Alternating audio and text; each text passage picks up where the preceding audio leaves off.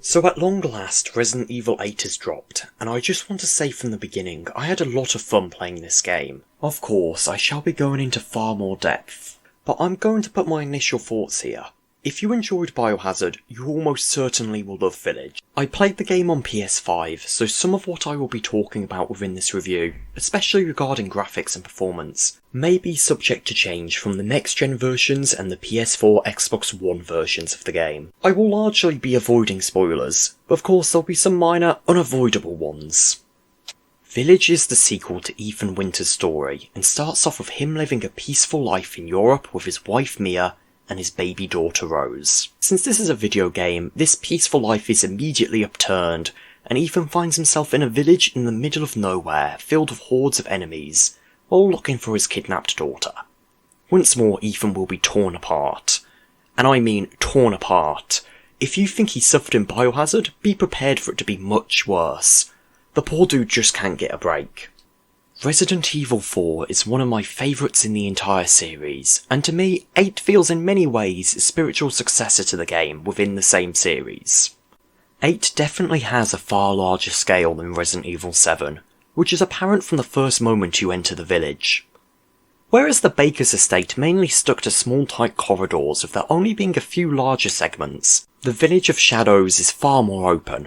Of course, part of the tension in 7 was being hunted through those corridors while Jack shouts insults behind you, and that is still here, especially in the castle segments of the game. But here there are also larger set-piece moments where you are fighting many enemies at once, with there being almost no room to hide and no corridors to lead enemies into in order to deal with them one at a time.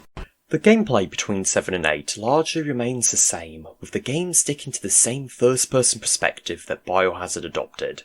Once again, I think it works really well here. The blocking system is still kind of overpowered, but this time you can shoot the pistol while blocking, and are able to push enemies in certain situations. Healing was also slightly changed from 7.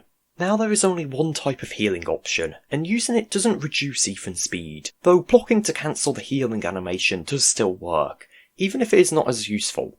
Overall, at least on standard difficulty, the game is pretty easy. In fact, I went for the first 3/4 of the game without dying once, so for experienced players, starting on hardcore difficulty could be the better option. Pretty early into the game, you will be introduced to the 4 lords of the village: the tall Lady Dimitrescu, the creepy Donna Benevito, the revolting Morale, and the charismatic Heisenberg. These 4 are basically this game's version of the Bakers, each of them having their own domain within the village that they defend. As you can guess, as the game goes on, you go to each one of these lords' territories and fight them one by one. Personally, I found Morale's segment to be the weakest, although there is one part that can be pretty stressful when dealing with him.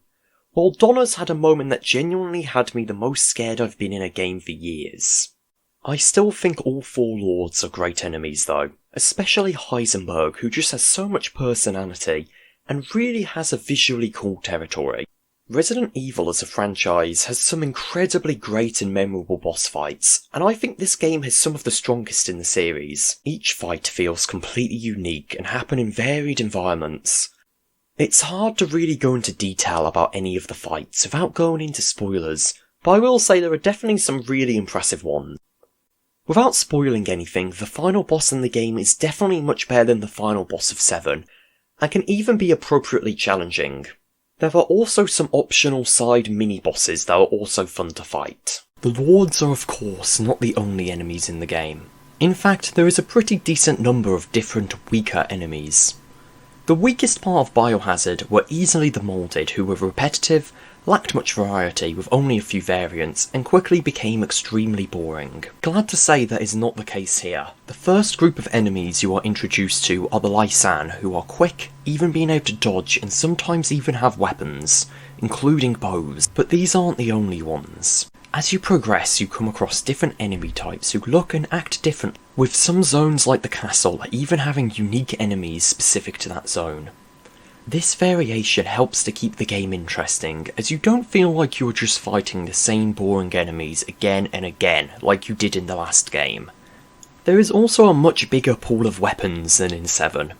Some of these weapons can only be accessed after finishing the game and completing certain challenges during a playthrough, but most of them can be obtained through either exploration or the new shop. Run by a mysterious man called the Duke, the shop is very reminiscent of the one from Resident Evil 4. The Duke not only sells guns, but also modifications for them as well as ammo and explosives like pipe bombs. As the game goes on, the Duke starts to sell more items such as the briefcases that increase the player inventory size, which is helpful since inventory management is as important as it was in almost all Resident Evil games, especially since 8 has no separate storage system or item stash. Selling items is not the only services that Duke has to offer, since he also will buy weapons and items off you, as well as offering upgrades to guns. Partway into the game, the Duke will offer to take meat off you to cook up some meal, with each meal giving a different buff such as increased health or block resistance. Money for the store can be found lying around the map or gained by selling the crystallised remains of enemies and bosses, or by selling collectibles. Each zone has a ball labyrinth that has a specific ball to go with it. Finding this ball and completing the minigame for it will open the chest underneath, giving the player access to the crystallised remains of one of the labyrinth creator's wives.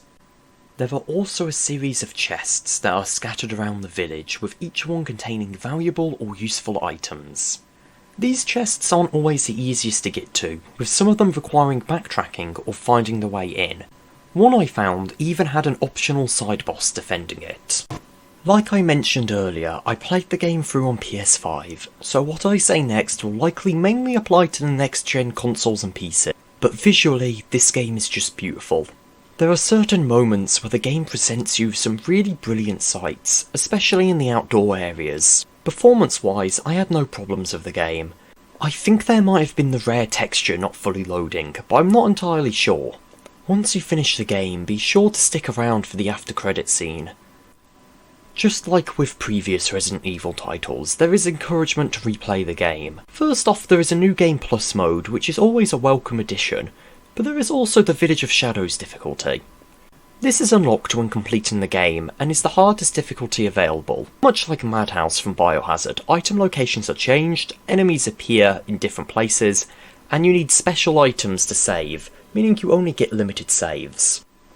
I am currently playing through the game on the Village of Shadows difficulty, and it is definitely not a walk in the park.